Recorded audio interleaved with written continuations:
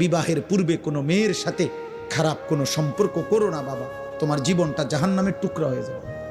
ওই দেখেন এই বেয়াদব দেখেন, কাকে বলে, মানুষকে বলে না, ছাগলেরে বলে, কোনো খবর নেই, সে তার কাজে আছে। এই হলো গাদ্দার, এই হলো আহাম্মকদের। বললাম না আমি, এটা এই মোবাইলের প্রচন্ড আসক্ত যেগুলো, এদের ব্রেনে কোনো কাজ করে না, এরা প্রতিবন্ধী। হ্যাঁ হ্যাঁ, বাস্তবে এরা এরা কোনো পাক নাফাক, ভদ্রতা, আখলাক, উচিত অনুচিত বুঝে না।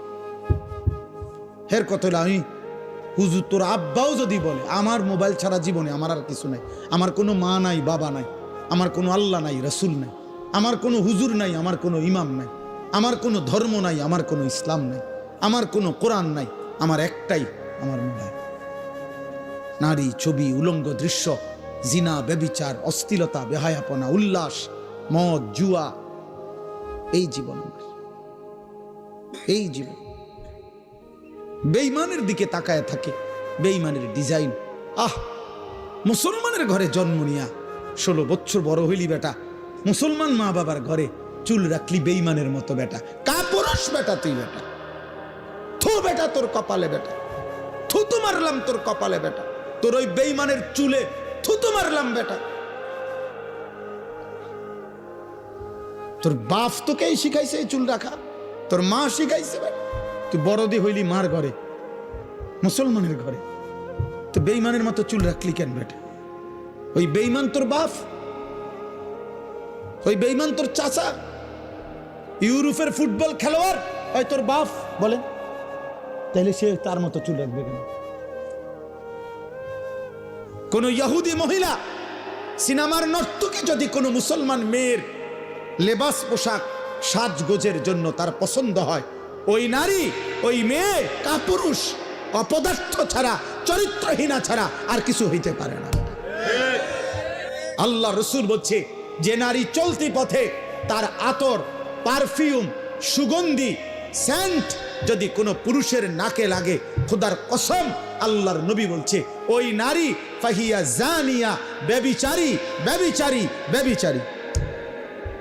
শুধু যদি সেন্টের গ্রান, পারফিউম যদি কোনো পুরুষের নাকে লাগে, আইয়ুমা ইমরাআতিন ইস্তাতারাত ফামাররাত আলা কওমিন লিয়াজিদু মিন রিহিহা ফাহিয়া জানিয়া। রাসূলুল্লাহ বলছে, যে নারী চলার পথে এমন আতর লাগাইছে যে আতরের ঘ্রাণ পুরুষের নাকে লাগছে, সে ব্যভিচারিণী নারী। আল্লাহ তাআলা কোরআনে বলছে, ওয়ালিয়াদরিবনা বিখুমুরিহিন্না আলা জিয়ুবিহিন্না। হে মুসলিম নারী, সারা দেহ একে তো তুমি পোশাক দিয়ে ঢাকবে, দ্বিতীয়ত লম্বা মোটা ভারী চাদর বোরখা দিয়ে ঢাকবে। এরপরে আবার আল্লাহ বলছে তোমার চেহারা, তোমার বক্ষ আলাদা আবারও মোটা পোশাক দ্বারা, আলাদা খিমার, আলাদা ওড়না দ্বারা আবার ঢাকবে। তোমার ইজ্জতের দাম বেশি, তোমার ইজ্জতের দাম বেশি। তুমি নারী, তোমার গর্ভে আব্দুল কাদের জিলানী, তোমার গর্ভে বাইজিদ বুস্তামি, তোমার গর্ভে আম্বিয়ারা আসছে, তোমার গর্ভে আউলিয়ারা আসছে, তোমার গর্ভ থেকে সাহাবা জন্ম নিছে। তুমি নারী দামি, দামি। হরিণের মৃগনাভি কস্তুরী খুব দামি, এজন্য হরিণ থাকে জঙ্গলের সবচেয়ে গোপন জায়গায়। হরিণ কোনোভাবে কারো চোখে পড়তে চায় না, কারণ সে বুঝায় আমি বড় দামি, আমার উদরে মানে আমার ভিতরে অনেক দামি নিয়ামত আল্লাহ রাখছেন, মৃগনাভি, কস্তুরী।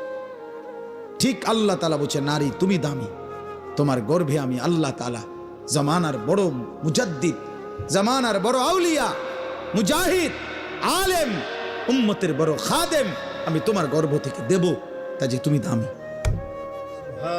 তুমি রোডে যাইও না, তুমি রাস্তার যাইও না, তুমি মানুষের বেড়ায় দেখাইও না, তুমি শরীর প্রদর্শন করো না।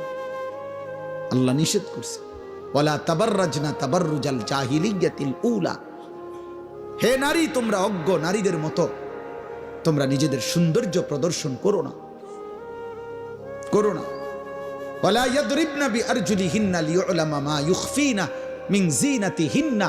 আল্লাহ তাআলা বলেন, হে মুসলিম নারীগণ, জমিনের মধ্যে তুমি এভাবে হেঁটো না যে একটু জোরে, একটু ঠাস ঠাস করে, একটু ভঙ্গিমা করে হাঁটার কারণে তোমার দেহের অবস্থান, শরীরের অবস্থান, তোমার অলংকারের অবস্থান, ঝংকার আওয়াজ পর পুরুষে শুনতে পায়, এটাও তুমি করবা না। আমি আল্লাহ নিষেধ করলাম,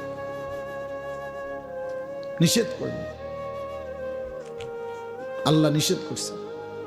ওয়ালা ইউবদিনা যিনাতাহুন্না, তোমার সৌন্দর্য তুমি প্রকাশ করো না। আল্লাহ তাআলা বলছেন, কত আয়াত যে কোরআনে বলছেন, কত আয়াত।